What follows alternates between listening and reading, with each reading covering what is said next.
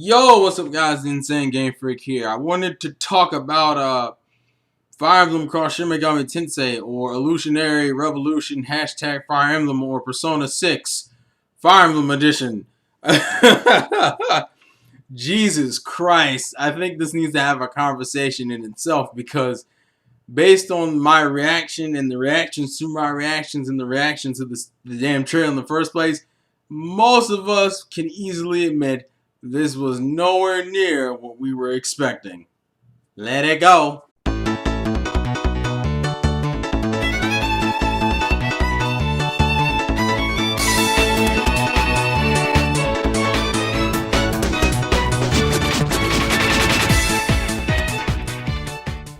So there were a few points I wanted to address. And the first thing I want to kind of talk about is why the game looks like the way it does, because I have a few theories and thoughts on that in its own right, and then talk about the game itself. I am going to suggest, and I'll leave a link in the description, go watch Game Explain's video on this. Like, that video got me extremely more hyped about the game because there were a lot of elements about the game that not everyone could catch, and to me, the way they picked it apart and kind of addressed every little thing got me super excited, especially because you realize there's a lot more Fire Emblem love than what it appears to be. But that's besides the point. Let's get into why the game looks the way it does. So for those who don't know, the Persona series, which is what most people are calling this game, and it's primarily because it does look like something from the Persona series. The Persona series actually originates from the Shin Megami Tensei series, and it's just kind of a spin-off series. Now, for those who don't know, there is a big difference between being a Shin Megami Tensei fan and a Persona fan. And if this video, trailer, reaction, hoopla did not show that in full, you damn sure can tell now, because Jesus, tap dancing Christ. The amount of shit that had happened and how the internet just kind of exploded. Jesus, man. And that's kind of the thing is, like, why does people are kind of raged? Because Shin Megami Tensei and Persona, even though may not be the same series anymore, Persona took a lot of its elements from Shin Megami Tensei. The only difference is there's less of an emphasis on religion and God, and it's more along the lines of morality. They kind of, like, to me, Persona is like the more marketable version of Shin Megami Tensei. And let's be perfectly honest, when it comes to Shin Megami Tensei or Fire Emblem for that matter, neither one of those franchises are pushing any like high votes in any popularity contest. So if you want to ask me what do I think really happened to the game and why does it look like a Persona 6 ripoff, it's primarily because of two things. The first thing being, I'm pretty sure there was a rumor that came out like earlier this year, about how this game had went through development hell.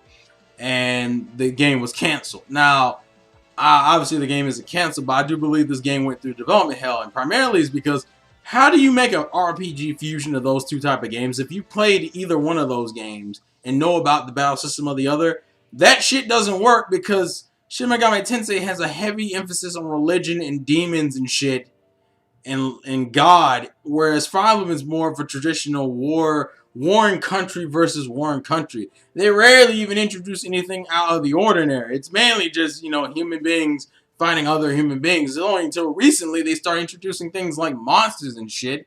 So that's the first problem. The second thing is Shin Megami Tensei's battle system is about recruiting demons, leveling them up, fusing them together, and fighting for your side. Half of the gameplay is just being able to know how to recruit a demon correctly.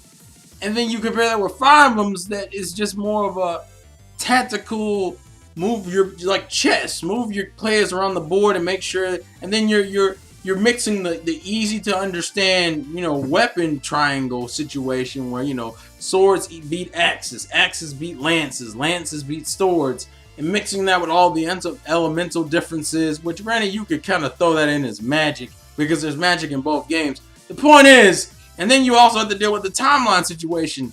Most Persona games don't really take place always. Actually, that's not Persona. Most Shin Megami Tensei game actually have like kid main characters, not like little kids, but like kid main characters. The only way I could think you could have did a decent fusion of these franchises is if you did something along the lines of, instead of having demons to recruit, you had like Fire Emblem characters to recruit.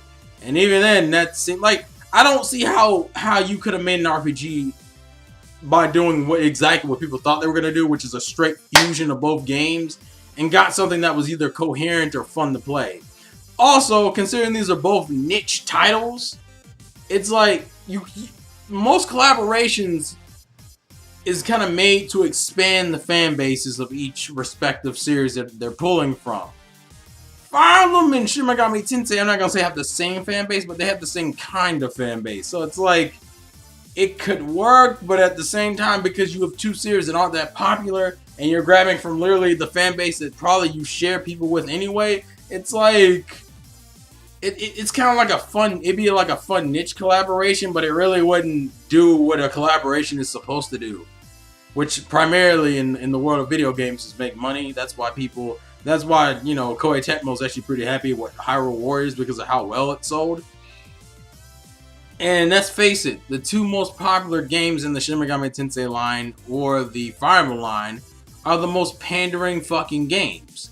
That being the Persona series for Shin Megami Tensei, and that being Fire Emblem Awakening for the Fire Emblem fans. Because if you've seen any older Fire Emblem fans review that game, even though they may like the game, they can easily admit the two things I hear the most complaints about from older Fire Emblem fans is the art style, because the art style is more obviously anime than it had been, and then besides that, it's a lot more. The story is weak as shit, which is funny because Persona 4, for all the praise that game gets, has a weak ass story in its own right. You don't believe me? Go watch the anime story.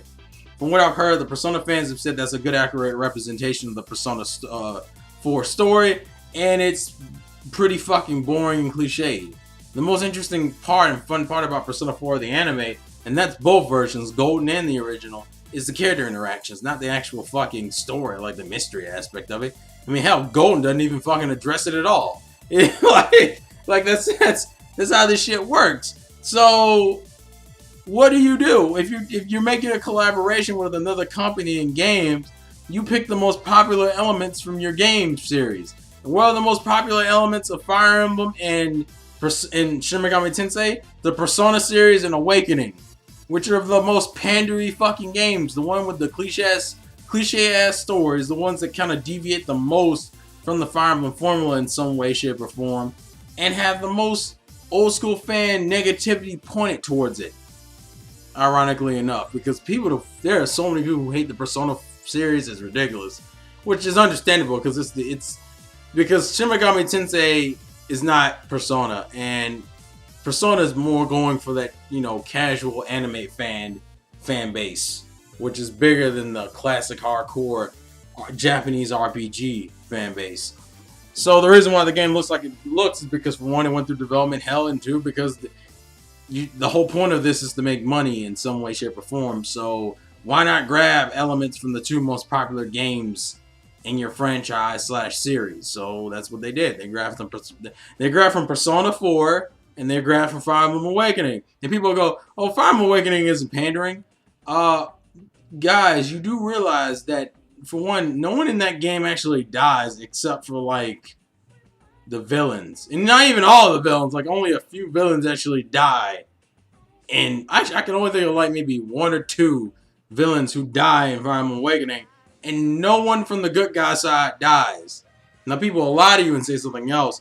But if you played the game as extensively as I have, you know no one from the good guy side dies, which is kind of defeats the purpose. Also, on top of that, Fire Emblem Awakening has a DLC in which you go to the beach and the hot springs. If you watched enough anime, you know how kind of pandery that sounds. That sounds like a fan service episode.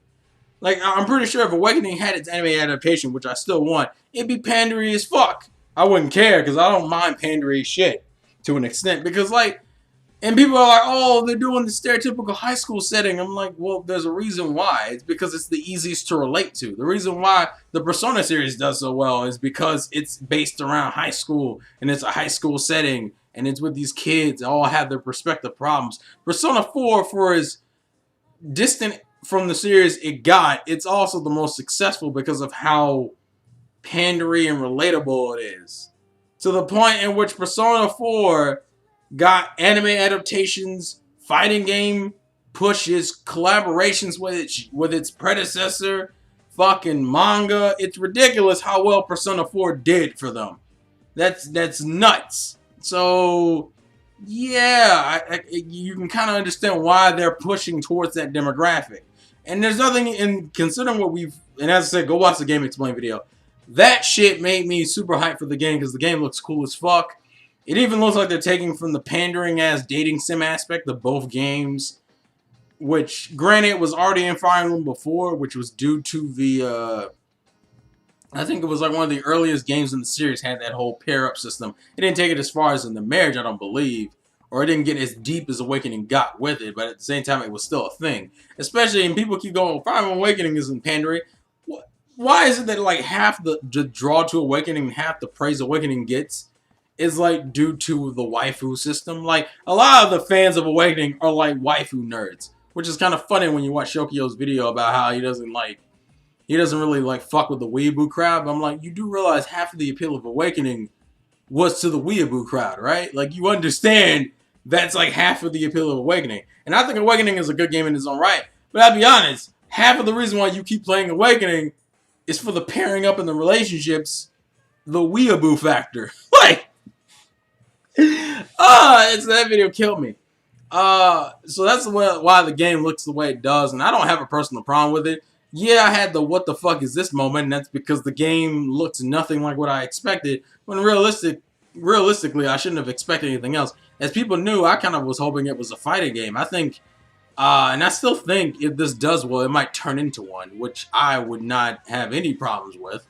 I would love a Persona or a Fire Emblem Cross Shin Megami Tensei game. Because I actually think that would be pretty cool, having classic heroes fight demons and little kids. Shin Megami Tensei has a weird mix of characters, don't they? That's insane. But I kind of just wanted to talk about those things specifically because when it comes to the game itself, I'm interested into it, but it's kind of hard to talk about the battle mechanics and everything when they themselves haven't talked about the battle mechanics. Plus that, there's something else Fire Emblem related that needs to be talked about probably in a future video because of Pokemon Syndrome. I'll just leave it at that. The game looks cool. I'm looking forward to it. I really like that analysis got me super hyped for the game.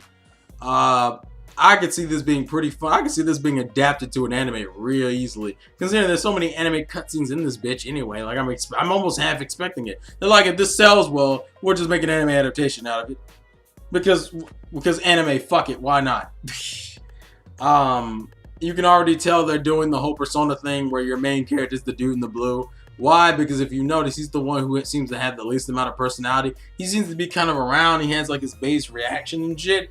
But I'm pretty sure he's the player character, which means he's probably the one that doesn't really like fully interact. And because there seems to be dating sim elements, I mean, we already know about 3 or 4 girls in the game. I'm going to pursue, this is going to turn into some Yu Murakami, all these hoes are mine situation. So yeah. And actually, considering how the way Persona 5 looks, I would almost bank that Persona 5 probably won't even sell as well as Persona 4.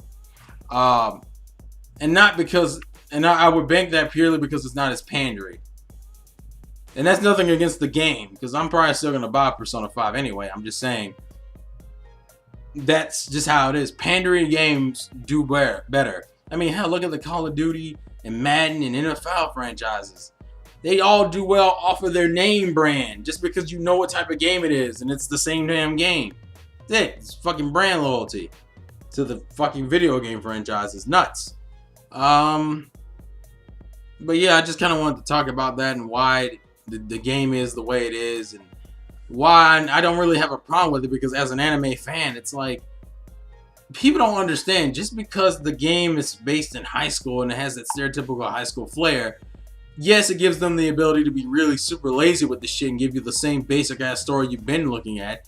At the same time, you can create interesting stories with that type of setup. I mean, technically, most Shin Megami Tensei games start off with a similar setup. There's not as blatant an anime about it, but you know, that's still kind of a core of the games. That you have you have like these kids having to kind of step up and become these overly powerful characters and pretty much end up choosing the fate of the world, which is like almost every modern day anime. So that was the issue. But That's just me personally. That's just my thoughts and opinions. Please leave yours in the comment section below. This has been the Insane Game Freak.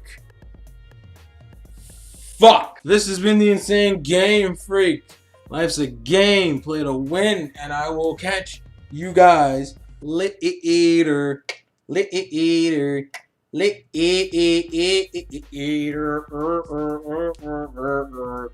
Peace.